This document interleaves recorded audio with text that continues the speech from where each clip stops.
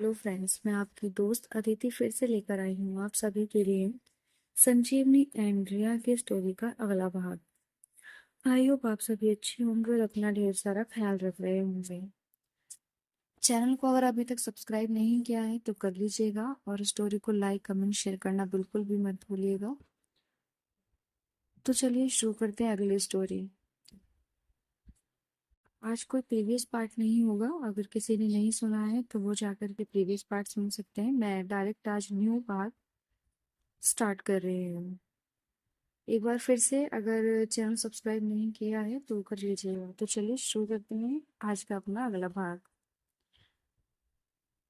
Friends, जब सुबह कुछ कहती है और दिल हमेशा के लिए बदल जाते हैं तो एक नया सवेरा हमारे जीवन में आता है और शायद हमें ऐसा लगता है कि अब हमारी पूरी लाइफ बदल गई है। कभी कभी एक रात पूरी जिंदगी की तस्वीर बदल देती है, जैसा कि इन चारों के बीच हुआ था। और अब आगे देखना बाकी था कि क्या और आगे होने वाला है। क्या इन चारों की लाइफ में कुछ अलग मोड़ आएगा या नई जिंदगी किसी और सिरे पर जाएगी। सुबह की पहली किरणें जब दिलों के सुकून में आ ढलती हैं और एक नई किरण नई दिशा की ओर लेकर जाती है। लकड़ी के उस घर की खिड़कियों से चुपचाप धूप अंदर आ रही थी, जैसे रात की सारी कहानियां अब रोशनी में बदल रही हों। चारों अभी भी सो रही थी, लेकिन वो नींद अब वैसी नहीं रही जैसी कल रात थी। वो अब थकान से नहीं, संतोष से भरी थी। वो अब खालीपन से नहीं, उनके अंदर पूरा पल लिए थे। उन्होंने एक दूसरे को पा लिया था, अपने अंदर समा लिया था। संजीवनी की बाहों में सिमटी रिया धीरे धीरे जागी। उसका सिर अभी भी संजीवनी के चेस्ट पर टिका था, जहां हर धड़कन अब उसकी अपनी लगती थी।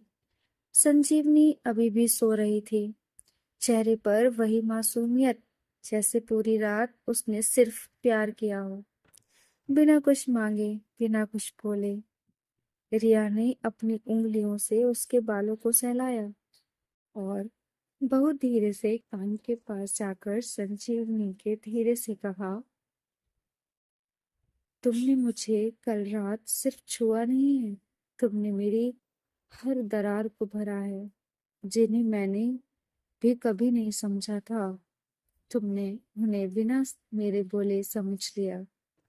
संजीवनी की आंखें खुली और उसने मुस्कुराते हुए कहा, मैंने तुम्हें पहली बार यूं पास पाया है, जैसे तुम्हारे और मेरे बीच अब कोई पर्दा नहीं बचा, न शरीर का, न मन का, न आत्मा का। फिर उसने रिया को और कसकर सीने से लगाया। उसका वो हर एक टच अब सिर्फ एक गले लगाना नहीं था, वो एक ऐसी परमानेंट जगह थी जहाँ रिया अब हमेशा के लिए रह सकती थी। वहीं दूसरी तरफ दृष्टि और मेघा एक दूसरे की नजरों से कसम लेते हुए, जैसे कुछ कहना चाहती हूँ लेकिन शब्द नहीं मिल रहे हों, सिर्फ आंखों से ही अपनी बातें कह रही थी। कमरे में धीमी सांसों के बीच अब मुस्कान तैर रही थी। मेघा अभी भी दृष्टि के सीने पर सिर रखे लेटी थी। दृष्टि बड़े ही प्यार से उसे निहार रही थी, उसकी पलकों पे, उसके गालों पर, उसके होठों को।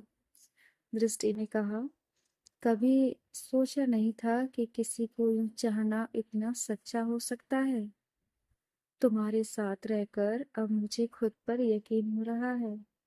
मेघा ने आंखें खोली और बस उसे देखते हुए कहा, तुम्हारा प्यार मुझे खुद से मिला रहा है दृष्टि। मैं अब खुद को तुम्हारी बाहों में पहचानती हूँ। वो फिर करीब आई। ना कोई हड़बड़ी, ना कोई जल्दबाजी, बस एक ऐसा किस उसने उसके होठों पर रुक कर दिया कि वो बस हमेशा के लिए वहीं रुकना चाहती हूँ, जैसे वो दोनों अब एक नई जिंदगी का नाम तय कर रही हों। चारों के बीच एक दूसरे को लेकर के प्यारी प्यारी बातें कसने हो रहा था और एक दूसरे को ये जताया जा रहा था कि वो मेरे लिए कितना जरूरी है। इन सभी की बातों के बीच थोड़ा सुबह और आगे बढ़ चुकी थी। नाश्ते का वक्त हो चुका था। अब बारी थी जब चारों नजरें से बात होने लगेगी, जहाँ चारों धीरे धीरे एक साथ ब्रेकफास्ट टेबल पर पहुंचे, बिना ज्यादा शब्दों के, बस नजरों से एक दूसरे को देखना और सब कुछ समझ जाना। रिया ने पहली बार सबके सामने संजीवनी का हाथ थामा, बिना किसी झिझक के, पूरे स्वाभिमान के साथ। दृष्टि ने सबकी ओर देखते हुए कहा, कल रात जो हुआ वो हमारे बीच की कहानी नहीं थी, वो हम चारों की एक सच्चाई बन गई है। मेघा ने धीरे से कहा, अब हम सिर्फ एक दूसरे को पसंद करने वाले लोग नहीं हैं, अब हम एक दूसरे की जिंदगी हैं। और शायद अब वक्त आ गया है कि हम इस सच को दुनिया को भी दिखाएं। दुनिया को दुनिया को दिखाना इतना आसान नहीं होता है, पर अगर हम ठान लें तो कुछ भी मुश्किल भी नहीं होता है। थोड़ी परेशानियां आती हैं, लेकिन उनसे सामना करना भी आना चाहिए। अब जब डर और हिम्मत साथ साथ खड़े थे, तो कुछ तो होना बाकी था। प्रिया कुछ पल के लिए चुप रही, फिर बोली, क्या हम इस रिश्ते को दुनिया के सामने रख सकते हैं? मैं जानती हूँ कि ये रास्ता आसान नहीं होगा, पर मैं अब पीछे नहीं हट सकती। मैं अब तुम्हारे साथ पूरी दुनिया का सामना करना चाहती हूँ। संजीवनी ने उसका हाथ और मजबूती से पकड़ा। अगर तुम मेरा हाथ थामे रखोगी तो मैं किसी भी आंधी से लड़ सकती हूँ। दृष्टि और मेघा ने एक दूसरे को देखा और फिर बोले एक साथ, हम सब साथ हैं और यही हमारी ताकत है। ये बात सच है दोस्तों, जब एक साथ सब होते हैं तो ताकत बहुत दुगनी हो जाती है। और हम एक साथ एक दूसरे का हाथ पकड़कर हर मुश्किल का सामना कर सकते हैं और कर भी जाते हैं। ऐसा नहीं है कि नहीं होता है, एकता में बहुत ताकत होती है। अगर अकेला छोड़ दिया तो इंसान टूट जाता है कभी कभी, और बहुत मुश्किल से वो फिर आगे निकल पाता है। लेकिन अगर साथ में है और साथ खड़े हैं हाथ पकड़कर, तो बहुत आसान हो जाता है सारी समस्याओं से बाहर निकलना। अब एक नई शुरुआत हो चुकी थी, नई दिलों की उम्मीदों के साथ, जहां पर प्यार भरे रिश्तों ने जन्म ले लिया था, एक दूसरे की ताकत बन चुके थे। चारों ने मिलकर अपने उस लकड़ी के घर की बालकनी में एक तस्वीर खिंचवाई। ना कोई पोज था, ना कोई मेकअप। थे तो वो चार चेहरे जिन पर मोहब्बत थी बेशुमार एक दूसरे के लिए। उस फोटो के कैप्शन में सिर्फ एक शब्द था, होम। होम बहुत प्यारा लगता है सुनने ही। और इसी फोटो को लेकर चारों अपने अपने घर वापस आ जाते हैं। रास्ते भर एक दूसरे के साथ मुस्कान भरी बातें, दिलों के तार और एक धीमा म्यूजिक जो चारों को एक सुकून फील दे रहा था। संजीवनी ड्राइव कर रही थी, रिया उसके बराबर में बैठे थे पीछे की सीट पर। दृष्टि और मेघा थे। दृष्टि ने मेघा की गोद में सर रखा हुआ था और वो आराम से लेटी थी। मेघना उसे देखकर बस स्माइल कर रही थी। संजीवनी सामने के मिरर से पीछे की ओर देख रही थी। उसे ये अच्छा लग रहा था कि वो दोनों एक दूसरे के साथ खुश हैं और आगे बढ़ रहे हैं। देखते ही देखते उनका ये सफर कब कट गया उन्हें पता ही नहीं चला। रात हो चुकी थी और अब वो लोग अपने कैफे में आ चुके थे। घर जाने की बजाय उन्होंने कैफे पर ही रुकना ठीक समझा कि आज थोड़ी देर कैफे पर रुकते हैं, उसके बाद ही घर जाया जाएगा। शाम धीरे धीरे रात में बदल रही थी। रिया का कैफे हल्की रोशनी और धीमी म्यूजिक से महक रहा था। अंदर एक कोना था जहाँ रिया और संजीवनी साथ बैठे थे। दोनों की आंखों में हल्की थकावट, लेकिन साथ ही वो सुकून भी जो सिर्फ अपनेपन से था। दूसरे टेबल पर दृष्टि और मेघा बैठी थी। दृष्टि की हंसी मेघा की आंखों में गूंज रही थी, जैसे वो पल उन्हीं के लिए बना हो। रिया ने धीरे से संजीवनी का हाथ थामा और कहा, आज बहुत सुकून है ना? संजीवनी मुस्कुराई, लेकिन उस मुस्कान के नीचे एक हल्का सा डर छुपा था, जैसे कोई भूला हुआ चेहरा कभी भी सामने आ सकता हो। और वही हुआ। तभी दरवाजा खुला। एक भारी आवाज के साथ कोई अंदर आया, लंबा सुथरा सूट, चेहरे पर गहराई लिए हुए नजरें, वो संदीप मल्होत्रा थे। एक बड़ा नाम, एक बहुत बड़ा बिजनेस टाइकून, और वही शख्स जिसे संजीवनी अपना सब कुछ मानती थी। कभी रिया ने उन्हें देखा और चेहरे पर सख्ती आ गई, लेकिन संजीवनी जैसे एकदम सुन्न-सी हो गई थी।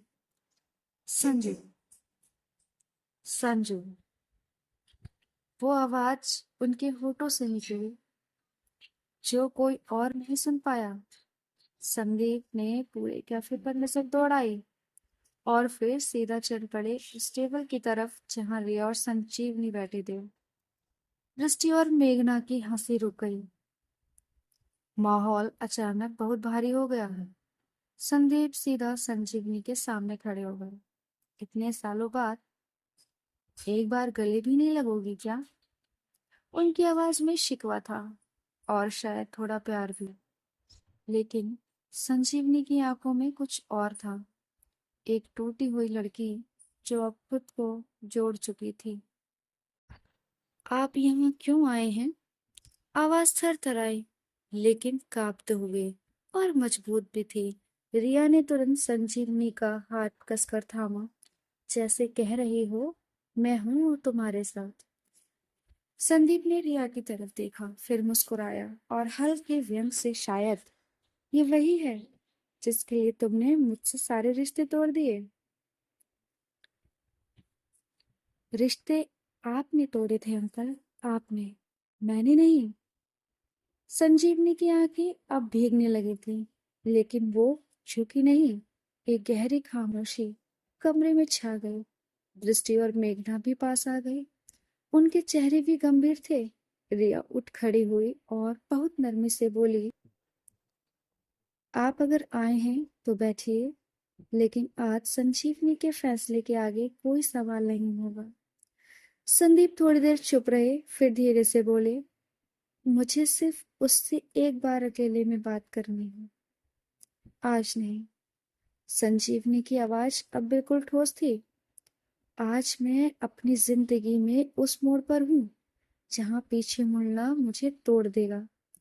संदीप कुछ पल ठहरे, फिर उन्होंने जेब से एक पुराना फोटो निकाला, संजीवनी की बचपन की तस्वीर उनके साथ। उन्होंने वो टेबल पर रख दी और कहा, माफ करना, बेटी कहने का हक शायद मैंने खो दिया, लेकिन ढूंढना मेरा हक था। वो पल भारी था। जिया ने हल्के से संजीवनी की पीठ सहलाई और संजीवनी की आंखें नम होकर बस टेबल पर उस तस्वीर को देखती रही। संदीप ने कुछ नहीं कहा, सिर्फ और सिर्फ संजीवनी की ओर देखा और वो फोटो लेकर जाने को तैयार थे।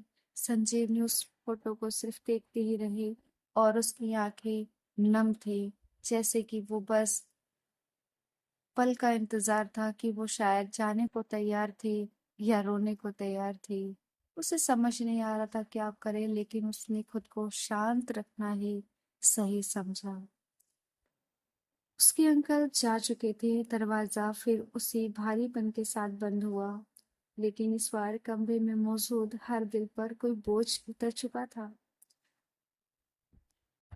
संध्याओं की दुनिया से लौटी संजीवनी धीरे से रिया के कंधे पर सिर टिकाकर बोली, मैं डर गई थी रिया, बहुत डर गई थी कि कहीं सब कुछ फिर से छिन ना जाए। रिया ने उसके बालों में हाथ फेरा, मैं यहाँ हूँ और हमेशा रहूंगी तुम्हारे साथ। वो जो तस्वीर थी ना, वो सिर्फ अतीत है, हमारा आज सिर्फ हम दो हैं। सामने दृष्टि और मेघना भी चुपचाप खड़े थे। कुछ कहने की जरूरत नहीं थी।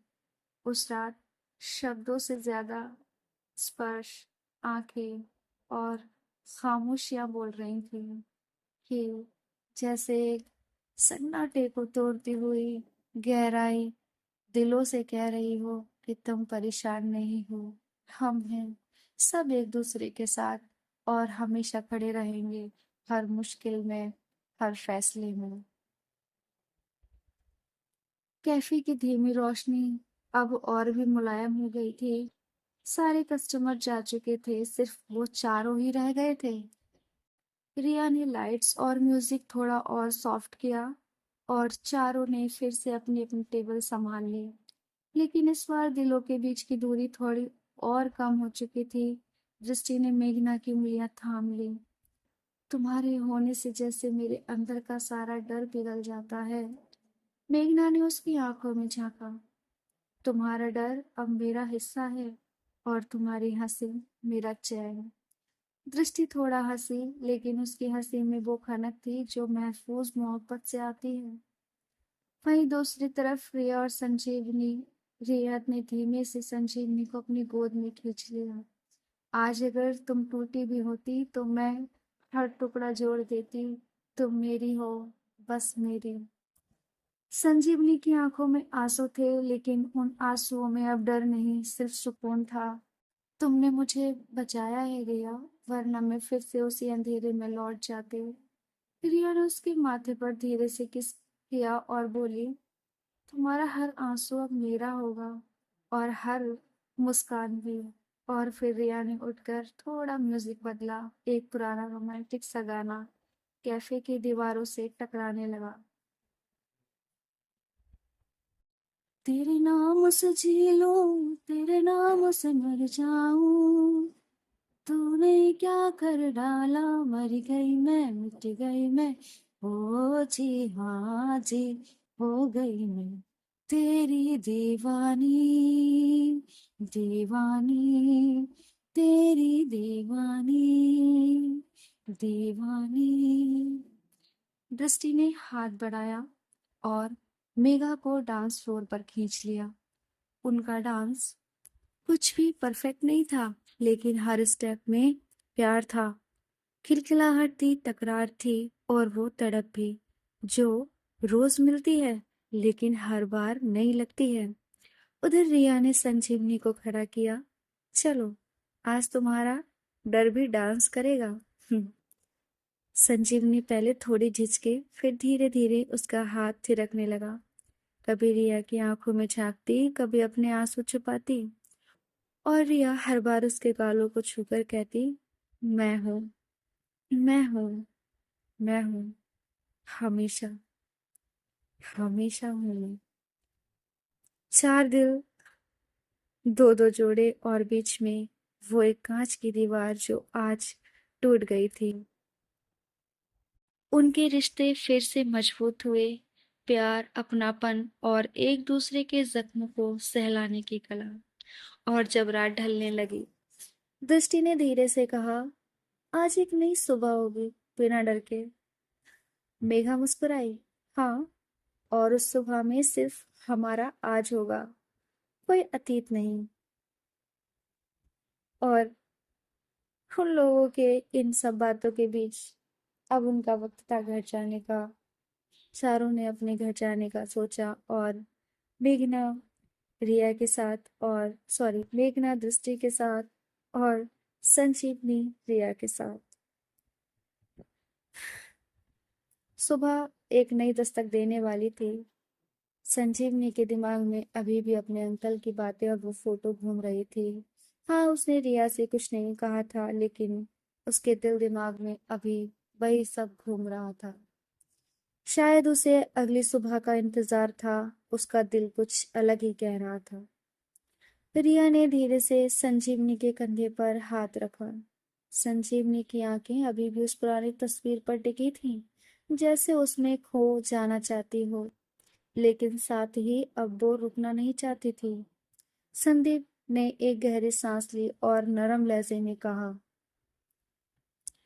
वो शायद इन शब्दों का इंतजार कर रही थी कि तभी संजीवनी की आंख खुलती है। मतलब वो ये सब सपना देख रही थी। उसने रिया को कहा कि चलो रिया, उठो, कैफे चलना है। रिया उठी, तैयार हुई, ब्रेकफास्ट किया दोनों ने, और साथ में ही दोनों अपने कैफे की तरफ आ गए।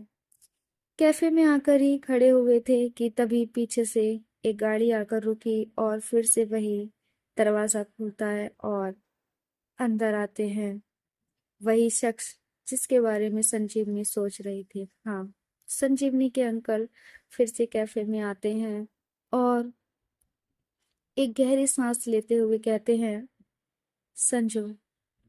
जैसे ही संजीवनी ये सुनती है, उसके कान खड़े हो जाते हैं और वो थोड़ा शॉक्ड हो जाती है कि जो उसने सपना देखा था वो शायद सच हो रहा है।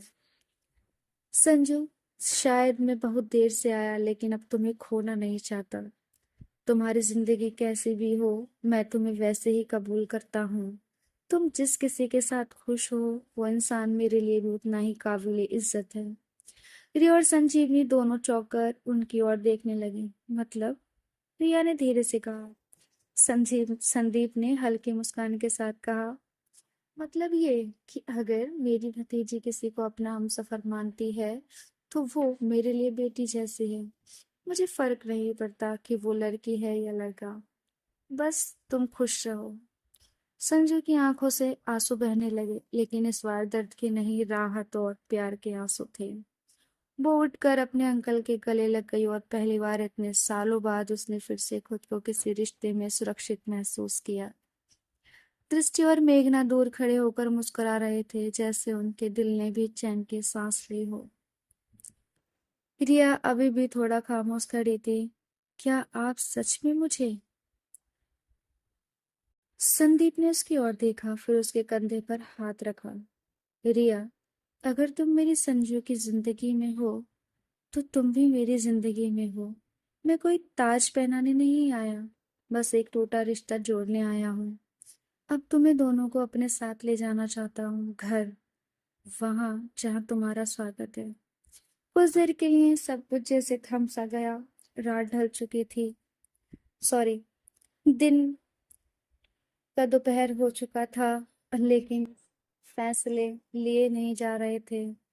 जैसे ही उसने ये शब्द सुने, वो खामोश हो गई और रिया का हाथ पकड़कर सोचने लगी। उसने अपने अंकल से थोड़ा समय मांगा और उसके अंकल ने खुशी खुशी उसे समय दिया। ठीक है संजू, तुम्हें जितना वक्त चाहिए ले सकती हो, मैं इंतजार कर रहा हूँ। जब तुम्हारा मन हो तो बता देना, मैं तुम्हें लेने आ जाऊंगा। अभी मैं कुछ दिन यहीं इसी शहर में हूँ, तो तुम मुझे बता देना। इतना कहकर उसके अंकल चले जाते हैं और संजीवनी रिया का हाथ पकड़े वहीं बैठ जाती है। मन ही मन सोच रही थी कि उसे क्या करना चाहिए, तभी उसे रिया समझाती है कि बहुत मुश्किल से रिश्ते मिलते हैं संजीवनी, तुम्हारे अंकल तुम्हें लेने आए हैं और यहाँ तक कि उन्होंने तुम्हारे साथ मुझे भी अपनाया है, तो शायद तुम्हें उनकी बात माननी चाहिए।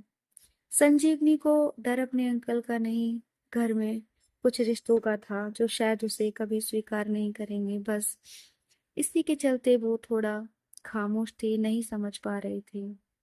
इन्हीं बातों के बीच दृष्टि और मेघा भी उसे समझाते हैं। शाम हो चुकी थी, अब वक्त था फैसला लेने का। रात ढल चुकी थी, लेकिन एक नई सुबह की रोशनी मन में उतर रही थी। पता नहीं क्या होगा, लेकिन संजीवनी फैसला ले चुकी थी। उसने अपने अंकल के साथ जाने का फैसला लिया था। अगली सुबह एयरपोर्ट पर संदीप की गाड़ी कैफे से दोनों को लेने आई। सफर शुरू हुआ। तीन लोग एक नई शुरुआत की ओर। गाड़ी में बैठते ही संदीप ने पीछे मुड़कर कहा, वैसे एक बात बताओ रिया, संजू बचपन में बहुत तंग करती थी ना? रिया हंस पड़ी। अभी भी करती है, बस अब तंग करने की वजह प्यार है। संजू ने नकली गुस्से से रिया की ओर कोनी मारी। ज्यादा उड़ो मत। गाड़ी में हंसी की हल्की खनक थी और आंखों में नमी भी, लेकिन इस बार नई उम्मीद की थी। संदीप का घर, जहाँ रिश्तों को एक और मौका मिला। वो बड़ा सा बंगला, लेकिन अंदर बेहद सादगी से सजा हुआ, जैसे इस बार संदीप ने अपने घर को संजीवनी की पसंद से बदल दिया हो। रिया थोड़ा झिझकते हुए अंदर दाखिल हुई, लेकिन जैसे ही उन्होंने देखा कि घर की नौकरानी ने रिया को छोटी मालकिन कहकर पुकारा, रिया एक पल के लिए वहीं ठिठक गई। संजू मुस्कुराकर बोली, अब ये तुम्हारा भी घर है। हम्म। और इसी के साथ उनके घर में एंट्री होती है। संजू के अंकल उन दोनों को रूम में भेजते हैं कि जाकर के वो रेस्ट करें। शाम को सभी फैमिली के साथ एक साथ डिनर होना था। संदीप ने पूरे परिवार को बुलाया। कुछ रिश्तेदार हैरान हुए, कुछ ने चुपचाप अपनाया, लेकिन संदीप हर जगह एक ही बात दोहराते रहे, जो मेरी संजू की खुशी है वही मेरा सम्मान है। और अगर कोई उससे सवाल करेगा तो समझो मुझसे सवाल कर रहा है। उनके इस ऐलान के बाद किसी में हिम्मत नहीं थी कुछ कहने की। रिया की आंखों में हर बार संजीवनी की झलक मिलती रही। वही ताकत, वही अपनापन, और आज पहली बार किसी ने रिया को सिर्फ साथी नहीं परिवार माना। खाने का जो माहौल था वो इसी बातों के साथ सबका पूरा हुआ। और बारी थी अब रात को कमरे में जाने की। संजीवनी ने कमरे को हल्के से सजाया। फूल, एक छोटा सा केक और रिया के लिए एक हाथ से लिखा कार्ड। उसमें लिखा था, तुम सिर्फ मेरी नहीं अब मेरी पूरी दुनिया हो। मेरा घर, मेरा परिवार और मेरा सुकून। रिया ने उसे गले लगाते हुए बस इतना कहा, अब कोई डर नहीं, कोई छुपाना नहीं, बस हम और हमारी कहानी। तो फ्रेंड्स, मैं इसी के साथ इस भाग को यहीं रोकती हूँ। जल्दी मिलूंगी अगले एपिसोड के साथ। तब तक आप अपना ख्याल रखें, अपनों का ख्याल रखें। चैनल को सब्सक्राइब नहीं किया है तो कर लीजिएगा। स्टोरी को लाइक, कमेंट, शेयर करना बिल्कुल भी मत भूलिएगा। हाँ, स्टोरी आने में थोड़ा समय लगता है बट आप वेट कीजिएगा, ज़रूर मिलेगी। मैं कोशिश करूँगी कि डेली अपलोड होती रहे स्टोरी, चाहे शॉर्ट हो थोड़ा सा, बट मैं कोशिश करूँगी कि डेली आपको स्टोरी मिलती रहे। तो फ्रेंड्स, एंजॉय कीजिए इस स्टोरी को, ढेर सारा प्यार दीजिए। चैनल को सब्सक्राइब करना बिल्कुल भी मत भूलिएगा। ख्याल रखिए अपना, तब तक के लिए बाय बाय, टेक केयर।